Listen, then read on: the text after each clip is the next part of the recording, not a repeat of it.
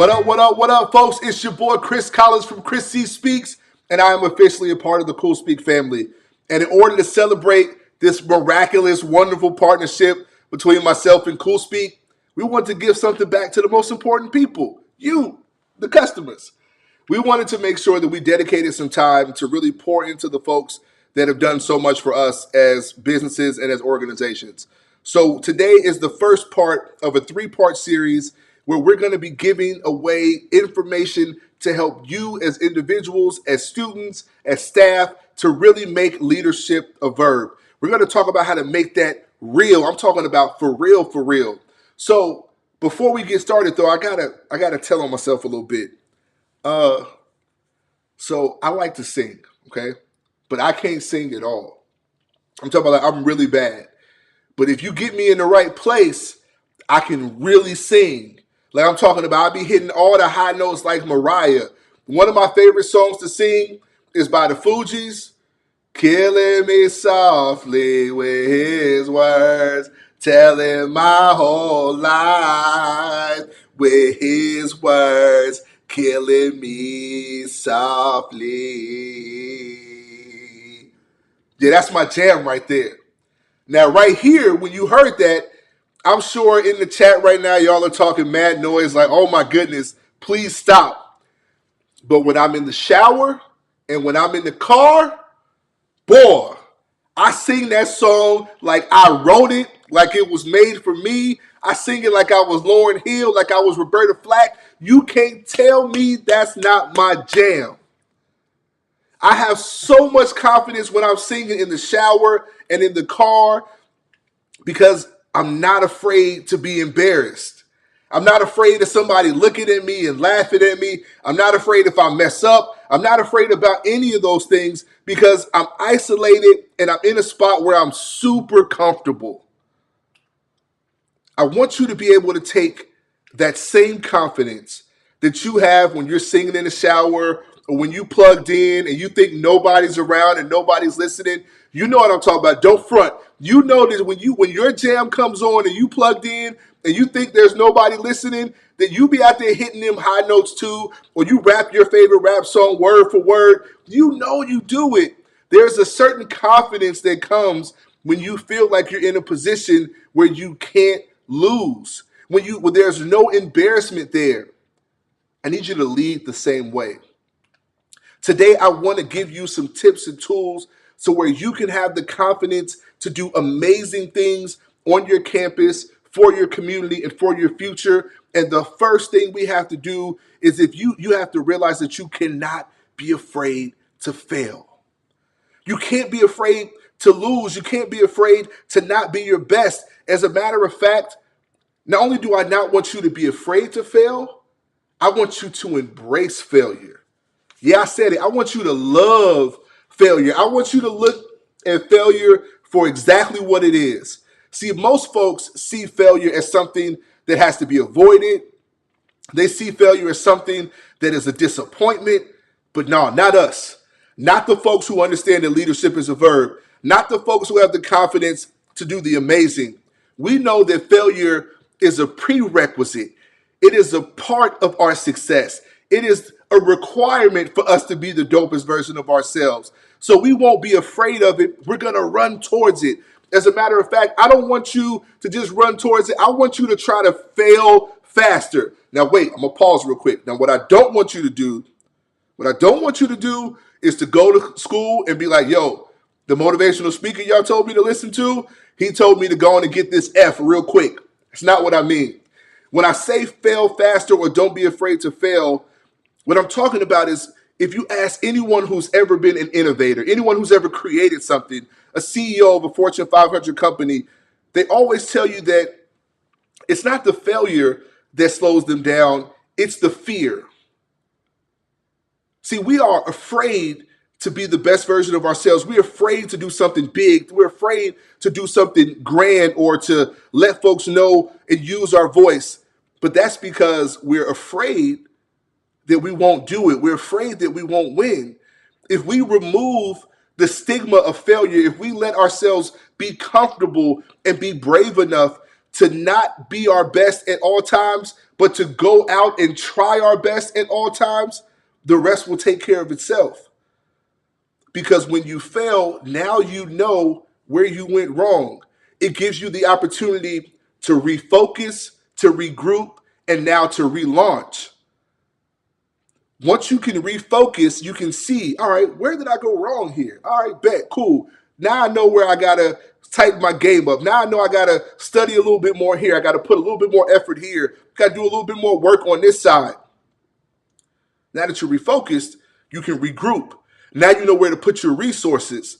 Now that you know where you put your resources, now you can relaunch. And now you can attack whatever it is you are trying to do for yourself, for your campus, and for your community with all the hope, vigor, and energy that you got in you, because you know that you're either going to win or you're going to learn.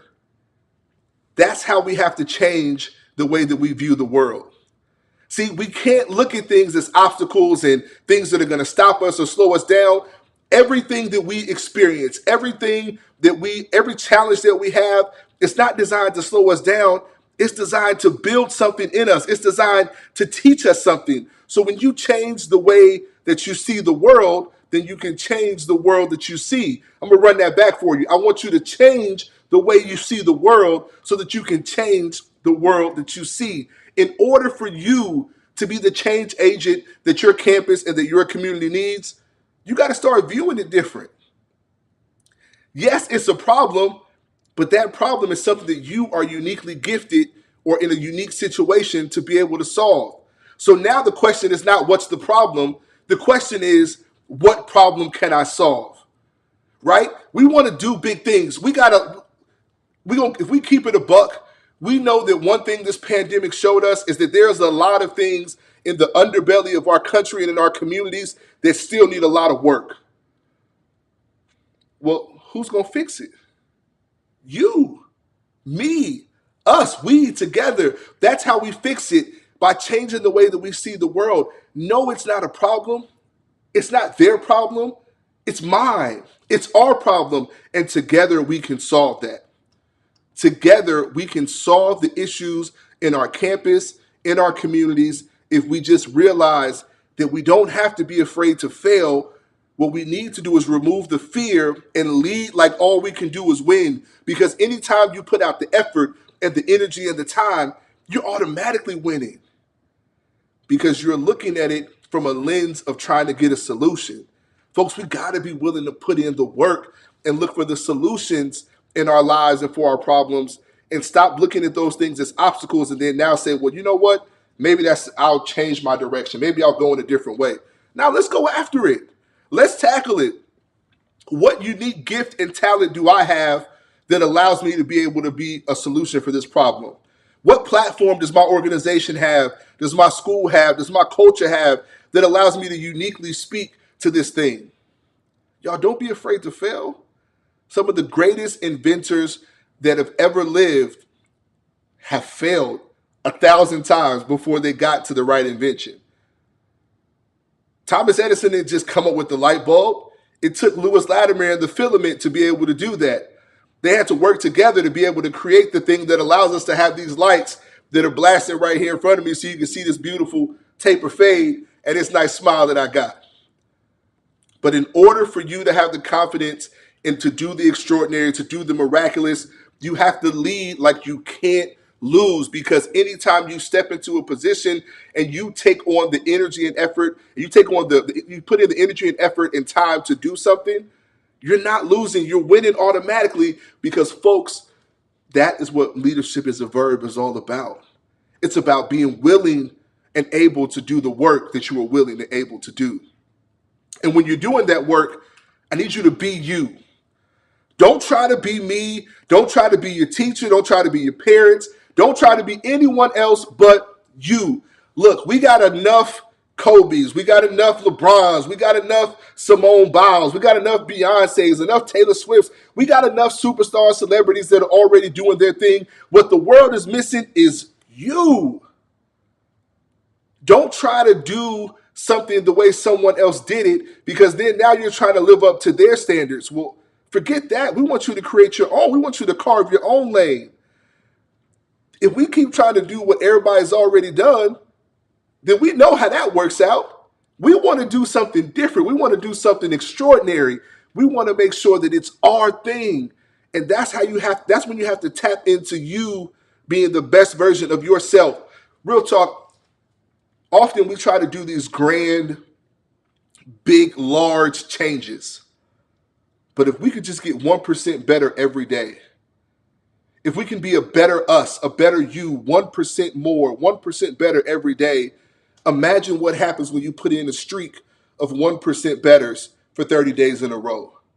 Imagine what happens if you put in a streak of 1% better every day, 365 days for 2-3 years. Imagine if we say, let's make our organization, our campus, our culture, our community 1% better every day by using our gifts and our talents in a way that is beneficial to the community and that doesn't take away from it. Can you imagine how our communities will look in 30 days, 60 days, 90 days? If you make 1% increase, 1% better every day, that's enough for you to change everything around you. But first, the change has to start with you. You have to embrace who you are, flaws and all. I is who I is.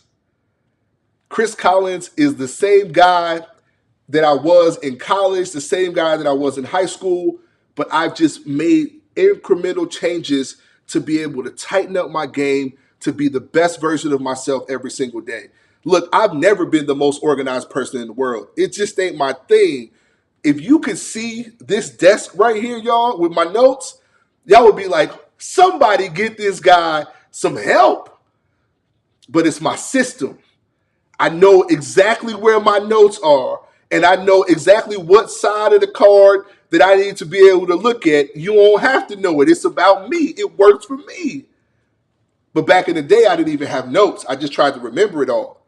Back in the day, I didn't even write stickies. I just tried to write it on my hand, and then I'd wash my hand and forget what I wrote down. See, I had to become 1% better every single day. I had to use the tools and tips to help me become more organized for me. And my level of organization may look like chaos to some, but for me, oh man, I see beauty. Because I'm not trying to be anyone else. I'm not trying to be the most organized person. I'm trying to be the most influential person to the people that I speak to every single day. And I'm trying to teach them and empower them something that allows them to be the dopest version of themselves. And I do that through the gifts and talents that I have. See, I'm not trying to do something that somebody else is good at. That's their job. That's their task. I was put here on this earth for a particular task, for a particular reason.